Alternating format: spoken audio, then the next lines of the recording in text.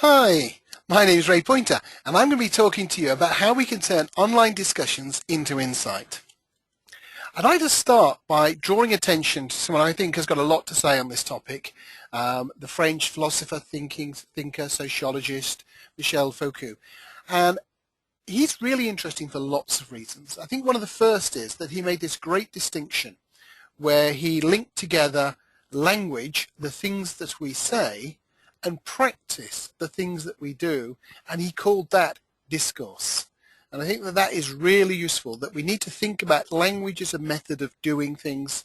It's also about it's the medium by which knowledge is created. And one of the more controversial things that Foucault said really was that the only thing that produces meaningful knowledge is discourse. Now, by that, he didn't mean that trees don't exist, that things that trouble us don't exist. He meant that they have no meaning in a social world without a discourse to be able to express them. There can be no madman without the phrase, without the language to put around that. And we see that this is really so true in the area of consumers and shopping and brands, that without the discourse, it simply doesn't exist. There isn't knowledge. We don't have this social construction. And the third area where I think that Foucault was very relevant to us was that his concentration was not on things like language games and speech acts, which some of the earlier thinkers about discourse had concentrated on. He took the subject, the individual, away and said, what is the overall discourse? The discourse within a time, the episteme, decides and defines what is thinkable, what is sayable. And his focus of attention was very much more on these big forces that shaped what could be said, what could be thought, what could be known, what had meaning. And in that way, I think links together very closely with the presentation you'll see later today with Mark Earls, which talks about us very much as being herd animals. And I think that looking at discourse in this much bigger sense, rather than trying to find out what are individuals saying, rather than concentrating in some sort of Gladwell sense on individual connectors and mavens, but thinking about the overall discourse and its impact upon us and what we can learn from that discourse is going to prove to be very useful. Of course, we're surrounded these days, absolutely surrounded, with online discourse. And whenever we say discourse, we probably think about that first because we've got the blogs, we've got the Facebook, we've got Twitter, we've got forums, all sorts of things going on online. But discourse has always been there since we've had social society. And as well as the online tools we've got here, we need to think about the conversations, the letters, the recorded call center conversations, the things that are going on between brands and brands, between brands and customers, and of course between customers and customers. All of that is the discourse. The thing that has changed is that a much bigger percentage of that discourse is now written down. It has a different longevity. Things that might have passed out of the discourse quite quickly are now going to be there, and they can be found, and they can be processed, and they can be pulled back together. So it's the same discourse, but it's on steroids now. It's moving faster, it's reaching further. I'm going to suggest that there are 4 steps really in turning discourse into insight. And the first of these is absolutely standard to all research situations. We have to understand the client's needs. Before we can create a research objective and a research question, we need to know what is it the client needs to know. Are they looking for warnings? Are they looking for ideas? Are they looking to test ideas? Do they need to know whether to say yes or no? Are they looking to whether should they find out the limits of what they can know and what will be known in the future? So we really need to understand the client's needs before we start. Once we've done that, we then need to find the discourse. Is that discourse already happening, in which case we search for it? Maybe we have to create that discourse. I'm going to come back to that in a moment. Once we find it, we analyze it. This is the traditional process really of the researcher. But then, most importantly, and all the rest of it goes to waste if we don't synthesize the needs of the client, the analysis we've done, to produce the insight. We need to be able to go back to the client, explain the insight, and the best result is when the client says, well, I didn't know that, but now you say it, I've always known it. Yes, I can see that's true. That's when you've shared a piece of really useful insight. I'm going to cover 3 strategies for finding that insight. 3 methods within this broad methodology, you could say. The first is netnography, which is looking at individual, naturally occurring conversations. The second is to create discussions. And the third are the mass techniques, the data scraping, the data mining, the listening, the Radian 6 type approaches, all of these really large-scale approaches to taking conversations that are going on out there. Now, in terms of the ethnography, if you've not had a chance to read it, I really recommend this book by Robert Kozinets. I love the way that it straddles the practical world and the academic world. For those of us involved in the practical world, it gives us an insight to where a lot of these discussions and thoughts and ideas are coming from. One of the interesting things is that Kozinets takes a very firm position, and you're going to hear a similar position later on from Erica, later on in the day, who will make a very similar position, that the only way to conduct ethnography is actually to be involved and to ask questions. The complete observer mode isn't really relevant. So this book talks about how we can get into those conversations, how we can find out what individuals are saying.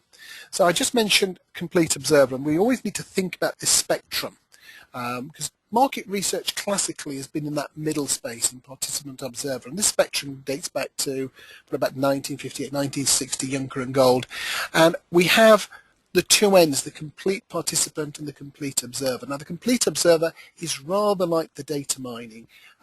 Nobody knows they're being watched, the data is being collected from them. It's also called covert analysis, and that's kind of a much scarier phrase because it's done without permission. It can't have permission if it is complete observer, because otherwise there is some degree of participant effect on the people being observed. At the other end, we have complete participant, where somebody joins that setting. They don't necessarily, in fact, they don't say who they are. They live like the people they're living with, so they join a community, they're involved in World of Warcraft or whatever, thoroughly involved. They don't say they're a researcher. They're invisible to everybody else. They're finding out useful things. And again, that is covert research. And by and large, market research has not gone to both of those ends, the complete observer and the complete participant. Our research, whether it's been focus groups, depth interviews, surveys, street intercept, mall intercept, that's all somewhere in the participant observer. We are taking part in people's world, maybe very marginally, as in the sense of interviewing them, or maybe we're going into their home and we're videoing them and we're understanding what they're doing, so we are much more mixed in with what they're doing. But we have this spectrum, participant observer, and we need to wonder and think about whether moving over to complete observer is going to make some fundamental ethical problems or trust and confidence problems in terms of the research we do. Once we've gathered these netnography conversations, what are we going to do with them? Well, there is a smorgasbord of techniques out there. There's a whole family of discourse analysis, and really discourse analysis is more of a toolkit. If you look at the different traditions within it, you can see there's a range of things we could be doing. We could be looking at conversation analysis, which looks at the structure of what's going on. We know that in a normal conversation, 2 people are talking to each other, there is an expectation of what will happen. There is turn taking. And we know what happens when the rules are broken. If somebody suddenly brings up a topic out of sequence, a non sequitur, they have broken the implicit rules. So what are the conversation analysis things that apply to these multiple conversations that we're now seeing? How do they apply to posts on walls? How do they apply to social media conversations? We can be looking at the very detailed analysis and the social contextual work of hermeneutics. We can be looking at semiotics, NLP, very, very traditional techniques like grounded theory, looking at the coding and the categories so that we can pull all this information together. Now, I've coded a couple of things there in red. Counting words and mathematical models. To me, those are simply first steps towards insight. They are a long way from being insight. It is maybe useful to know that this word occurred this number of times, but so what? How important is that? What was the impact of it? Where did it fit within the discourse? In terms of mathematical models, there are some very clever things that are done. You can look at references to candidates in elections and make some quite nice predictions about who is going to win. That really isn't insight. I mean, it's quite useful, but insight would be knowing why they're going to win. What might the other candidates do to change that? That's really where we're looking for insight. What are the drivers about that? Where did the swing really start? Why did it start? So the two elements there, the mathematical models and the counting words, I think they are simply tools which help you build towards an analysis. But too often we see them as analysis, and I think that's a mistake. The next step beyond naturally occurring conversations is to create discussions. And the reason that we create discussions is that a lot of the time people are not talking about our brands. If they are talking about our brands, they're not talking about the questions that we have to make a business decision on today. So there are lots of different ways that people are creating these discussions now. Starbucks are a real leader in this area. They've got millions and millions of people signed up to their Facebook page. They've got an enormous number of people signed up to my Starbucks idea, having conversations about new ideas for Starbucks.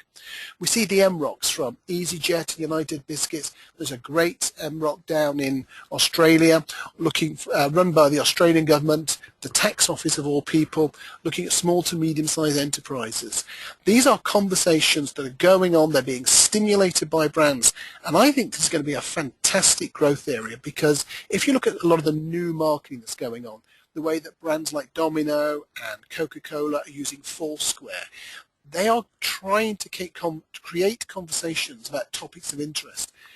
We then can go along and understand those as research situations to find out what can we learn about the discourse that flows from that. So as well as naturally occurring discourse, let's go and have a look at discourses that have been created. Can we make better recommendations for how to create these discourses and how to draw insight back from those discourses?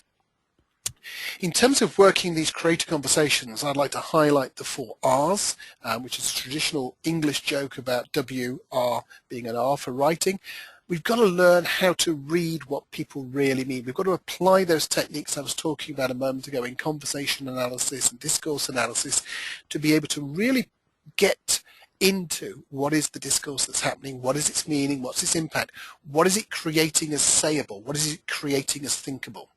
Then we need to be able to write. We've got to be able to do things in a way that causes the conversation to move forward, that is useful, that's going to actually provide engagement. And then respect and reflexivity. We need to respect that some people just want to be let alone. We can't always be bugging people. We can't always be trying to measure them and find out. We've got to actually value their opinions, because the reflexivity comes in when we realize that we are in a different power position to the people we're talking to. We have different knowledge, we have a different background, we have a different access to information. We need to be careful with that. We need to be respectful with that. We also need to know that it will shape how we see things. We use language potentially differently to a lot of the people we're researching. How are we going to process that? How are we going to make sure that what we're saying is meaningful? That's why people like the ethnographers, like Robert Kozinets, will often talk about member checking, going back to people and saying, well, it sounds like this. Is that really what you mean? Then we get to the big mass techniques, the machines searching the databases. It starts often with volume. How often are things being said? Goes to trends. What are the changes? What is the trending topic on Twitter? What is suddenly being spoken about? Then we get to the very difficult area of sentiment. What does it mean? How do people interpret it? What should we do with that information? Very fraught area. There's a great report from Fresh Minds which talks about how bad most of the leading software is at correctly identifying sentiment. Then we might go on to look at influence. Who is being listened to? Who is talking to whom? Do we have the same people who are influencers all the time, or does that influence change depending on the topic? Does it change over time? Can we be involved with influencing the influencers? And then we get the content. What are the influencers talking about? What is the meaning behind what they're saying? All that analysis that I spoke about earlier, the different techniques of analysis, that's where we might apply that in content. Once we have that content, we might say, okay, what's the volume of that content? Once we've got that, we might look at the trends about how that's changing. Then we look at the sentiment about those trends, and we'd see whether the influence is the same. And this then just becomes a loop that goes round and round, and we're following the discourse. Perhaps we're helping advise our clients on how to influence the discourse, and then see whether that influence has been successful. I think it's really important that we think about ethics. There's a lot of work going on about guidelines. Pay attention to what's going on, because it's going to rule some things out and it's going to rule some things in. And I think there are going to be some big changes in what market researchers are and are not allowed to do. We need to be aware of Scrapegate, the incident where patients like me was mined for information, causing massive offence. The problems with Google getting information that it didn't mean to get but being blamed for it, problems with Facebook and leaky applications. If we use a technique that doesn't just tell us what somebody is doing but tells everybody else who listens in at the same time, there is going to be clearly concern about it. I think that we're going to see market research and marketing become closer and closer as we get into this discourse. Once you find who the influencers are, marketing wants to speak to those people. They want to know how effective have speaking to those individuals been. More and more of the things that we do will produce identified people. We need to know what confidence we can claim for our findings. We won't in the future be able to say we are 95% confident that it's this plus or minus 10%. That's not the nature of this sort of information. We will need to look for new ways of triangulating it. I urge you very much to listen to a paper that's coming on later this morning from Sue York about how we can take some of the ideas from qualitative research and apply them into quantitative research. I think that we need to think about this spectrum when we're looking at the ethics between the declared public and the declared private. Declared public are things like when somebody writes to a newspaper, goes in the letters page, they put it on their blog. They want that to be heard, and it's quite straightforward, I feel, to find out what is right and wrong there. There are some intellectual property issues, there are some copyright issues, but I think the ground there is relatively safe. At the other end, we have things that people have said, this is private. I have put it into a locked box, I have closed my tweets and so on, and they're really not giving any form of consent. We then have things that are assumed to be private. How should we treat that? There was a study in the UK that looked at Facebook profiles. They contacted people who had got open profiles, did a bit of a survey with them. 40% of people with open profiles thought they had private profiles. What is the informed consent if somebody's data is only available because they have made a mistake in their settings? Given that the settings are getting harder and harder, organisations like Facebook are being criticised. Another area in terms of informed consent is unconsidered public. Somebody may be very happy for an individual post on Twitter to be in the public domain. Would they be happy if we searched all over the internet, as we can now do, pull together every tweet they did in the last year, every comment they put on a blog and a posting, everything they put into a newspaper comments section, any photographs where they've been tagged and are now publicly available. And we suddenly built up a really, really large picture. Imagine that what John's going to talk about later, about digivideos, was done not for one of his bots, but for a real person. Wouldn't that be kind of scary? Wouldn't it compromise maybe the safety and the security and certainly the privacy of that individual? So this unconsidered public, what was intended when this was made public, is something I think that we need to think about. Just very, very quickly here, here's a hypothetical case where what I've done is I discover the Acme TV and video page, which has a wide variety of posts on it from people who use it. Because it's their page, it's a publicly available page. Because I don't want to keep visiting the site, I create a script to my favorite web scraper to log in every day and to collect all new posts and to put them in a database for me. For my client, a major electronics company based in the US, I produce a report based on social media, looking at the different social contexts of the consumer's home electronics. I note within this Acme page a 200-word poem written by a contributor who writes that her neighbour's 8-year-old daughter is often left at home on her own and uses the TV to feel less alone and lonely. In my report, I include a copy of the poem and I mention that it is taken from the Acme TV page. However, in order to protect the respondent anonymity, I change her name to some fictitious name. Sounds fine. Sounds what a lot of this web stuff is all about and searching the discourse. All sorts of problems. First is that I've probably broken Facebook's terms and conditions, which I signed up to, by using it for a commercial project. I've certainly broken their terms and conditions by using a web scraper, an automated technique to pull the information out. I've taken information which is now personally identifiable, because if I take a quote, I can search for that quote, I can find that individual, I can find out what it looks like their name is, I can then, even if it's an avatar or just a picture, I can search on other databases, and I can really work out in many, many cases who that person is. If I then transfer that to my client in the US, I've taken personally identifiable data from the UK, transferred it outside the EU, I've broken data protection laws. I've taken the copyright of this lady in a 200-word poem without her permission, without proper citing, without recompense. She owns the copyright for that poem that she's created. I've also, since I've identified her, I've identified that in her neighbour's house there is an 8-year-old child, a vulnerable child who's often left alone. I've compromised safety. So all sorts of things here which could give us real pause for concern. And these are the sorts of things that we're beginning to have to think about now. So, just very quickly, 5 points that I'd like to leave you with. This area of discourse analysis, particularly the discourse online, is going to be enormous. I think that in strict dollar terms, it will be bigger than the existing market research business within about 10 years. We need to make sure that we are a substantial part of that business.